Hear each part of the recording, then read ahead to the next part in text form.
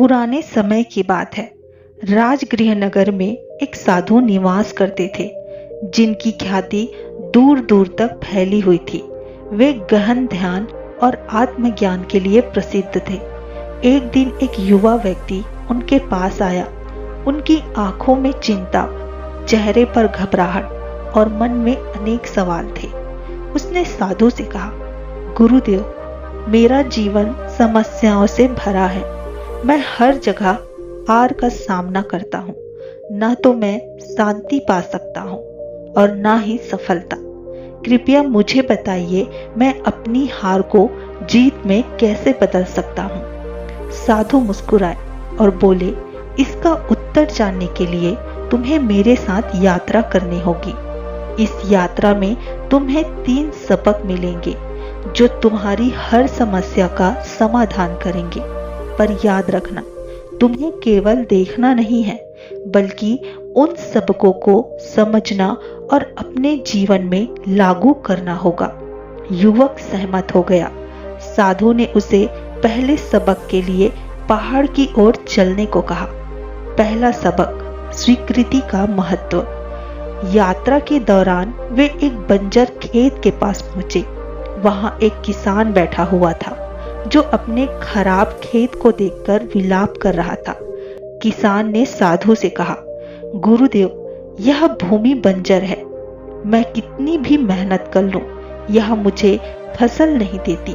मैं हर बार असफल होता हूं। साधु ने मुस्कुराते हुए कहा, क्या तुमने इस भूमि को वैसे ही स्वीकार किया है जैसी यह है? क्या तुमने यह सोचा है कि इसे कैसे उपयोगी बनाया जा सकता है? किसान चुप हो गया। साधु ने युवक की ओर देखा और कहा, जीवन में पहली जीत तब होती है जब हम अपनी परिस्थितियों को वैसे ही स्वीकार करना सीखते हैं जैसे वे हैं। हार अक्सर हमारी अस्वीकृति का परिणाम होती है। स्वीकृति हमें नई संभावनाओं को देखने का अवसर देती है। अगर किसान इस भूमि को स्वीकार करे और सोच समझकर इसे उपयोग में लाए, तो यह भूमि बंजर नहीं रहेगी। युवक ने गहराई से इस बात को समझा और साधु के साथ आगे बढ़ा। दूसरा सबक, धैर्य और निरंतरता।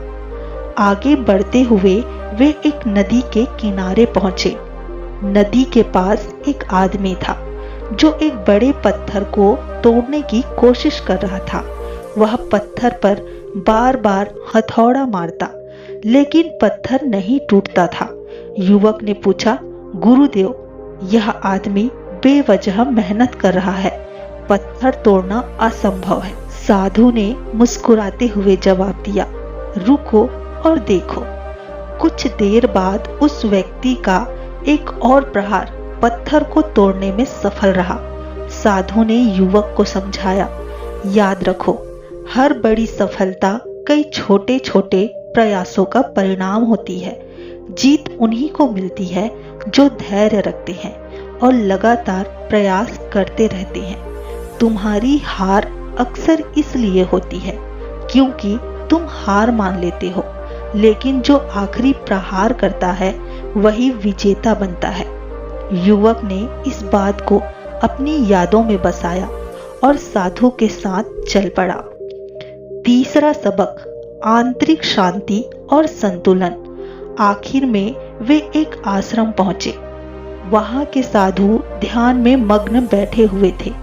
युवक ने पूछा, गुरुदेव, ये लोग कुछ करते क्यों नहीं? जीवन में जीत पाने के लिए तो मेहनत करनी पड़ती है।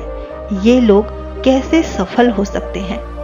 साधु ने उत्तर दिया, क्या तुम देख सकते हो कि ये लोग कितने शांत और संतुलित हैं?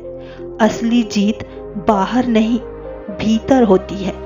जीवन की हर लड़ाई से पहले तुम्हें अपनी आंतरिक शांति को बनाए रखना होगा। यदि मन अशांत हो तो बाहर की कोई जीत तुम्हें संतोष नहीं देगी। संतुलन बनाए रखने वाला व्यक्ति हर परिस्थिति में जीत सकता है। युवक को यह सुनकर अपने जीवन की सारी गलतियां समझ आ गई। उसने महसूस किया कि वह अपनी हार के लिए दूसरों को दोष देता रहा, धैर्य खोता रहा और अपनी आंतरिक शांति को नजरअंदाज करता रहा। दोस्तों, इस कहानी का संदेश, युवक ने इन 3 सबकों को अपने जीवन में अपनाया। पहला, परिस्थितियों को स्वीकार करो। दूसरा, धैर्य और निरंतरता रखो। तीसरा, आंतरिक शांति और संतुलन बनाए रखो। कुछ वर्षों बाद वह युवक राजगृह का सबसे सफल व्यापारी बन गया।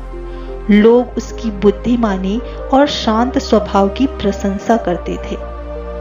दोस्तों, ये कहानी हमें सिखाती है कि असली जीत हमारे नजरिए, प्रयासों और आंतरिक शांति पर निर्भर करती है। अगर आपको ये कहानी पसंद आई हो तो इसे अपने दोस्तों और परिवारजनों के साथ शेयर जरूर करें। अगली बार और एक नई प्रेरक कहानी के साथ फिर मिलते हैं। तब तक खुश रहें और खुशियां बांटते रहिए।